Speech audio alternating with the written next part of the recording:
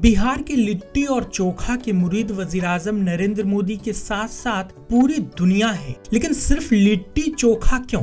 बाढ़ और मनेर के लड्डू, सिलाव का खाजा और ऐसी बहुत सी रवायती मिठाइयाँ जो आप खाकर यकीनन कहेंगे वाह क्या जायका है। इन दिनों गया की गलियों में खुशबू फैली हुई है। ये खुशबू लोगों को पूस की शदीद तरीन सर्दी के दौरान रजाई से निकाल कर दुकान पर ले आती है और ये खुशबू है मशहूर तिलकुट की। गया का रमना रोड तिलकुट के जायके के लिए ही मशहूर है। जैसे ही आप इस गली में कदम रखेंगे, चारों जानिब से कानों में तिलकुट कूटने की आवाज गूंजने लगेगी। जब तिल को गर्म कढ़ाई में भूना जाता है तो उसकी खुशबू पूरी फिजा में फैल जाती है। यही वजह है कि लोग शदीद सर्दी में भी तिलकुट खरीदने यहाँ पहुँच जाते हैं। गया के तिलकुट की खुसूसियत ये है कि ये बहुत खास्ता होता है। यहाँ के तिलकुट को देखने के बाद मुंह में पानी आना लाजमी है। यही वजह है कि यहाँ के तिलकुट की डिमांड सबसे ज्यादा होती है। खुसूसी तौर पर खोए से तैयार तिलकुट का जायका आपको यहाँ का फैन बना देगा। खाने में खासियत लगता है, मुलायमियत है, काफी प्रसिद्ध है यहाँ। हाँ प्रसिद्ध है। कब से ले रहे हैं?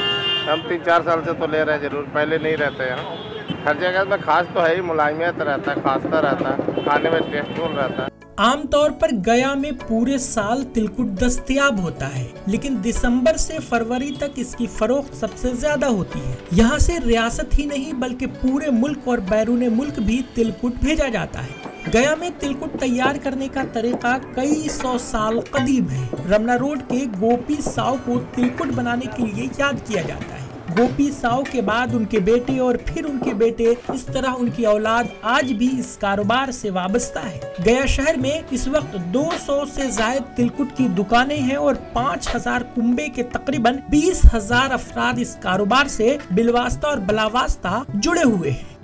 रमना से ही तिलकुट का आविष्कार हुआ।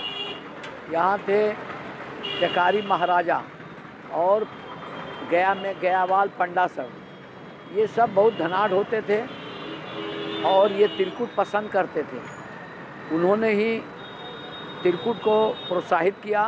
अब आज तिलकुट पूरा देश में ख्याति प्राप्त कर लिया है। हम लोग GI टैग के लिए भी प्रयासरत हैं कि तिलकुट का क्षेत्रीय मिठाई से बढ़ कर के राष्ट्रीय स्तर की मान्यता मिल जाए। ये रोजगार जो है करीब 5000 परिवार इसमें जुटे हुए हैं। एक एक मजदूर को जो मजदूरी मिलता है 14 जनवरी के बाद, वो फिर बेचारे जो है, क्योंकि तिलकुट का रोजगार सालों भर नहीं चलता है।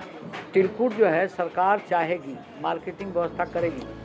एक अंदाजे के मुताबिक गया शहर में रोजाना 50 क्विंटल या तकरीबन 2 करोड़ का तिलकुट फरोख्त होता है और इसका कारोबार गया के बाहर के इलाके में भी बड़े पैमाने पर हो रहा है। रवायती तरीके से तिलकुट बनाने में काफी वक्त और मेहनत लगती है। उसको चीनी में गला के, पानी में चीनी में डाल के गलाया जाता है। गला के उसके बाद कढ़ाई में उसको फुलाया जाता है। उसके बाद चाशनी उसको बनाया जाता है। चाशनी बनाने के बाद उसको पत्थर पूजन दिया जाता है। पत्थर पूजनने के बाद उसको कुछ देरी ठंडाया जाता है। कुछ देरी ठंडाया जाता है, उसके बाद मोड़ के उसको पट्टी पे चढ़ा जाता है। ये हो गया पट्टी, इसको तो चढ़ाएगा। उसके बाद उसको लंबा लंबा करके ऐसा खिंचाएगा। उसके बाद उसको तिल्ली में गरम करेगा। तिल्ली को गरम करते हुए उसको तिल्ली गरम हो जाएगा पूरा, उसको डाल के पूरा मैसेगा। मैस को उसको लोहिया काटेगा। लोहिया काटने के बाद उसको कूटेगा।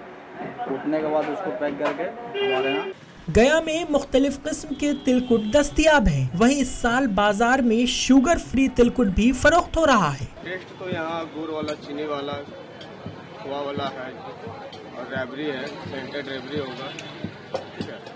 और तिल का मांग, लड्डू का मांग ज़्यादा होता है। कम मीठा में चीनी वाला, गुड़ वाला, शुगर पेशेंट के लिए गुड़ वाला जो है खाया जाता है।